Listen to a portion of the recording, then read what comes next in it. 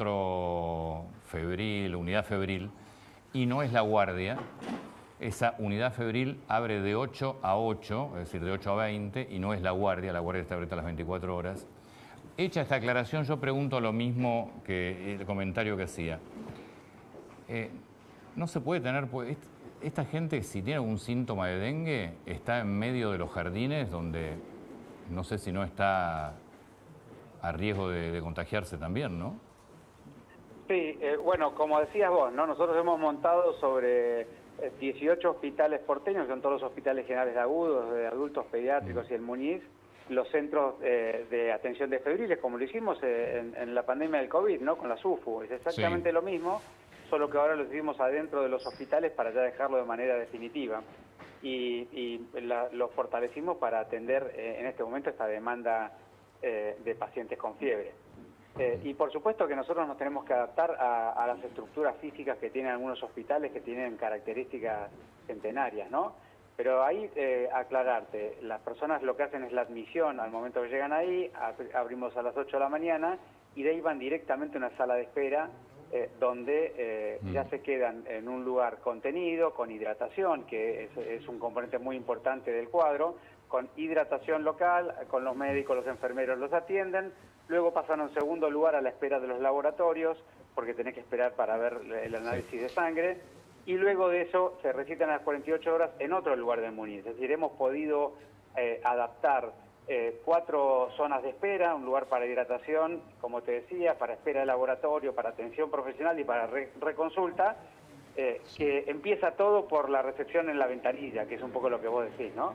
Pero la verdad que la gente de Muñiz ha hecho un esfuerzo enorme para adaptar el hospital a este proceso. ¿Cómo es el sistema para la detección del dengue? ¿Son reactivos o es un análisis de sangre? ¿Y qué se busca en el análisis de sangre? Bueno, hay dos cosas diferentes. Una es diagnosticar la gravedad, que es lo más importante de todo, y sobre todo en esta época, ya a esta altura de la epidemia, lo más importante es ver la gravedad, y esto es un mensaje para todo el mundo, creo que es importante. Si una persona tiene fiebre en estos días en la ciudad de Buenos Aires, lo que tiene que hacer es hidratarse mucho, porque es una enfermedad que empeora con la deshidratación. El dengue típicamente da 3 a 5 días de fiebre muy alta, que te tiene muy mal, pero que no es grave, y cuando corta la fiebre, al 5º o 6º día, es cuando potencialmente vos podés marcar que te vas a dar signos de gravedad. Recién cuando baja la fiebre aparecen el dolor abdominal intenso, los vómitos, algunos sentirte mareado, como que se te hincharon las piernas o alguna parte del cuerpo. Todo eso indica que te estás deshidratando y que la cosa no está bien. Entonces, digamos, el mensaje es, si vos tenés fiebre hoy, toma mucho líquido y no tomes ningún antiinflamatorio más que paracetamol. Y luego, por supuesto, la consulta médica en los primeros 5 días de fiebre no es una urgencia, porque cualquiera de los días el cuadro clínico va a estar similar y la indicación va a ser similar. Hacerte un análisis de sangre para ver cuántas plaquetas tenés, por esto que te decía yo de la gravedad, que te bajen las plaquetas, y luego lo que vos me preguntabas, ¿cómo se certifica el diagnóstico? En momentos donde la mayoría de los cuadros febriles son dengue, la certificación bioquímica no es indispensable. Vos podés hacer perfectamente lo que se llama técnicamente diagnóstico por nexo epidemiológico. Es decir, estás en un lugar donde todos los que tienen fiebre tienen dengue, te tratamos como dengue, que es hidratación y reposo y los signos de alarma que te acabo de contar para el 5º o 6º día. Ahora, desde el punto de vista biológico, ¿qué es lo que se hace? Hay 3 estudios diferentes, ¿no? Uno lo que busca es el virus con una técnica muy especial que se llama ELISA en la sangre, que por eso te pide una muestra de sangre. Eso que es una PCR, como hacemos PCR para el COVID, que también se hace en la sangre. La PCR es un método para buscar el virus y el ELISA es un método para buscar el virus. Son 2 métodos que lo que hacen es buscar el virus en la sangre. Y después la otra forma es buscar la respuesta de los anticuerpos del ser humano, de la persona, y se buscan los anticuerpos en la sangre, pero los anticuerpos directamente en el plasma, que a partir del día 5 empiezan a subir un tipo de anticuerpos, que se llaman IgM, y después del día 10 o 14 empieza a subir otro tipo de anticuerpo, que es el que te queda definitivo para la protección de por vida para esa variante. Pregunta, hay 4 variantes, ¿no?, de dengue. Sí, desde 1, 2, 3 y 4. ¿Y qué es lo que se está viendo en todos los contagios? Bueno, es muy importante eso, porque, viste, la primer mensaje es, mucha gente dice, no, la segunda vez que tenés dengue te morís, eso es una cosa gravísima. Primero llevar la tranquilidad, que la segunda vez que tenés dengue efectivamente está documentado un aumento de gravedad, pero siempre en los rangos que están por debajo del 1% de pacientes con gravedad. Es decir, te aumenta la gravedad de 0,1 a 0,4 o a 0,5, eso es lo que dicen los trabajos, con lo cual puede ser un poco más grave, sí, no es que va a ser garantizado que si volvés a tenerla vas a tener una enfermedad muy grave. Luego, sí. Perdóname que me fui por este tema y me olvidé de tu pregunta. No, está bien. Esa es yo pregunté cuál es el de los 4 tipos que se está viendo. Me parece muy bien la aclaración, porque la verdad que yo tenía lo mismo. Ojo con la segunda vez que te contagias. De todas maneras, la segunda vez es más grave. La segunda vez es un poco más grave, tan grave como si tenés una comorbilidad o sos una persona de mayor edad. Es decir, es un factor más de gravedad dentro de los factores de gravedad. Ese es el mensaje para mí más apropiado para dar. Bien. Ahora, porque este año efectivamente los cuadros clínicos son un poco más graves que anteriormente en la ciudad, y un poco explicarte el motivo. El año pasado habíamos tenido el brote epidémico de dengue en la ciudad más alto de lo que habíamos registrado en la ciudad de Buenos Aires, y había sido sobre todo de DEN 1 y algunos poquitos grupos por líneas de DEN 2, pero sobre todo DEN 1. ¿Hola? Sí, yo escucho, ¿no? Perfectamente, un poquito bajo, pero escucho. Bueno, este año en particular tenemos una circulación de DEN 2, que además es una variante un poco más, que tiene una tasa un poquito mayor de gravedad. Entonces, dado que el año pasado una epidemia muy grande de DEN 1 y este año es de DEN 2, naturalmente a mucha gente le toca la segunda infección sobre la variante un poquito más grave. Y por eso estamos viendo algunos cuadros de mayor gravedad. Por supuesto que siempre dentro del rango de mucho menos graves que la gripe, mucho menos grave que el COVID, mucho menos grave de un montón de otras infecciones, ¿no? Imagínate que el 70% de los cuadros de dengue son asintomáticos o que vos no los notás los síntomas. Sí. Es decir, que es una enfermedad que se describe como leve, que luego tiene un pequeñísimo grupo de cuadros graves que hay que prevenir, como ya hablábamos al principio. Pero es una enfermedad leve, solo que cuando da los síntomas es muy molesta, porque se llama quebrantahuesos, te tiene mal en la cama, digamos, te da fiebre alta, te molesta cuando da síntomas. Bien. Ahora, Quirós, tomando en cuenta esto que estaban hablando ustedes recién, y es que hay más circulación, que puede haber alguna variante que es un poco más grave o molesta que las variantes anteriores, ¿qué nos queda para mirar para adelante? Primero porque hay más gente que lo tuvo, y segundo, por más que le expliquemos lo que sea, la gente la segunda infección preocupa mucho, es lo que más está. Y segundo, la supervivencia de los huevos, que se sabe que van a estar de los mosquitos durante mucho tiempo, y que de alguna manera pueden ir a complicar las próximas temporadas. ¿De qué forma, qué es lo que tenemos para adelante? ¿En qué tenemos que pensar?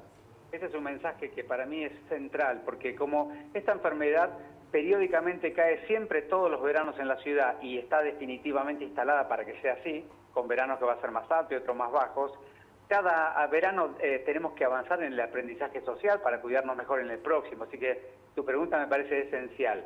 Recordar siempre, la Aedes aparece en la ciudad de Buenos Aires porque rompen los primeros huevos allá por el mes de octubre, en noviembre, con los primeros calores, y desaparece de la ciudad de Buenos Aires con los primeros fríos o heladas de varios días de consistencia, allá por fines de marzo o mediados de abril. Ese es el cuadro donde nosotros, que tenemos identificadores de oviposturas, se llaman, en toda la ciudad, identificamos, empiezan a aparecer algunas oviposturas o ovitrampas con Aedes en octubre y desaparecen definitivamente cuando te decía. Ese es el periodo donde está el mosquito. Luego lo que hace falta para que el mosquito te contagie la enfermedad es que alguien traiga el virus. Entonces la gente se va al norte en noviembre, pero sobre todo diciembre para las fiestas, enero para las vacaciones en Brasil, en fin, va al norte en esos meses, y para enero suele traer el virus a la ciudad de Buenos Aires. Entre enero y fines de marzo, principio de abril, es el ciclo de la enfermedad en la ciudad, que va en aumento de manera sistemática, porque cada vez hay más infecciones, hasta el último día que corta. Es una curva que no sube y baja, sino que sube y en un momento corta. Ese es el componente. Entonces, ¿qué es lo que podemos hacer para prevenir la próxima? Para el mes, cuando vengan los primeros fríos, los adultos van a desaparecer, los huevos no van a eclosionar más y se van a quedar esperando el verano próximo. Lo más importante es que durante el invierno, con agua hirviendo, le tiremos a todas las canaletas, vaciemos todos los cacharros que tenían agua, raspemos los bordes para sacar los huevos o le tiremos agua hirviendo. Todo lo que podamos hacer en el invierno para matar el huevo es el momento más crítico del mosquito, porque cuando vos matás el huevo después le cortás el ciclo de manera definitiva. Eso es lo que podemos hacer. Y por supuesto siempre recordar ahora que nos quedan todavía 2 o 3 semanas y las más difíciles de esta enfermedad, recordar que para cortar el ciclo lo que tenemos que hacer es cortar la larva sobre todo, porque en estos días después de tanta lluvia vamos a tener muchas larvas. Den vuelta cuanto cacharro tengan, tírenlo, no guarden plantas en el interior de ningún trabajo y de ninguna casa que tenga agua. Plantas con agua no podemos tener más en la Ciudad de Buenos Aires. La planta que tenga arena, tierra y con agua encima, húmeda, pero nunca agua libre en un pote. Que revisemos uno por uno los lugares donde se acumula. Siempre recordar que el mosquito Aedes aegypti se lo llama mosquito mascota, porque no vive en la plaza, no vive en el espacio público, no vive en el gran lago de Palermo. Ese es otro mosquito, el que contagia la enfermedad es mascota, vive alrededor nuestro, en nuestra casa, en nuestro trabajo, en donde hay muchos seres humanos mucho tiempo en el día. Fernán, ¿te puedo hacer una última pregunta? ¿Cómo no?